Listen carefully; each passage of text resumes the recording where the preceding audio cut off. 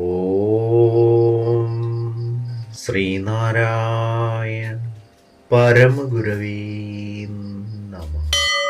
സുപ്രഭാതം. 1655 ദിവസമായ ഇന്ന് 2025 നവംബർ മാസം 25 തീയതി ചൊവ്വാഴ്ച. 1201 ആണ്ട് വൃശ്ചിക മാസം 9 തീയതി. ഗുരുവചനങ്ങളിലൂടെ മറ്റുള്ളവരെ നിരൂപണം ചെയ്യാൻ മാത്രം പഠിച്ചാൽ പോരാ, നിങ്ങളിൽ ഓരോരുത്തരും ഒരാത്മപരിശോധന നടത്തുന്നത് നന്നായിരിക്കും. ശ്രീനാരായണ ഗുരുദേവൻ.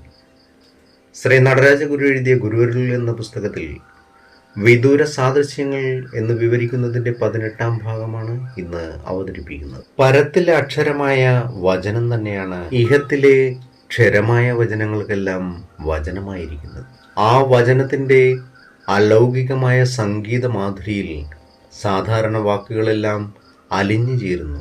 ക്ഷിതി മുതലായവ ഗീരു മാത്രമാകും എന്ന നിലപാടും സകലതുമുള്ളത് തന്നെ എന്ന നിലപാടും ആലാപ മാത്രമഖിലം എന്ന സത്യത്തിൻ്റെ നിദർശനം മാത്രമായി തീരുന്നു.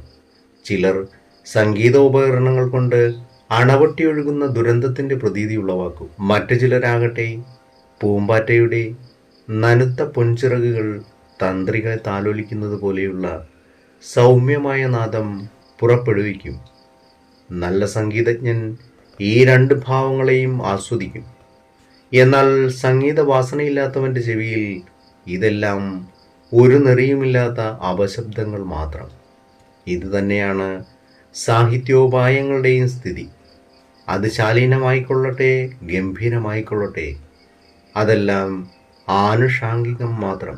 അത് ഉൾക്കൊള്ളുന്ന ജ്ഞാനരഹസ്യം മാത്രമാണ് ഗണനീയമായിട്ടുള്ളത്. ഏവർക്കും നന്മ നിറഞ്ഞൊരു സുദിനമായിരിക്കട്ടെ എന്ന് ആശംസിച്ചുകൊണ്ട് നിർത്തുന്നു. നന്ദി, നമസ്കാരം. ഗുരുധർമ്മം ജയിക്കട്ടെ. ശബ്ദം നൽകിയത് സുജീഷ് മഹേശ്വരി.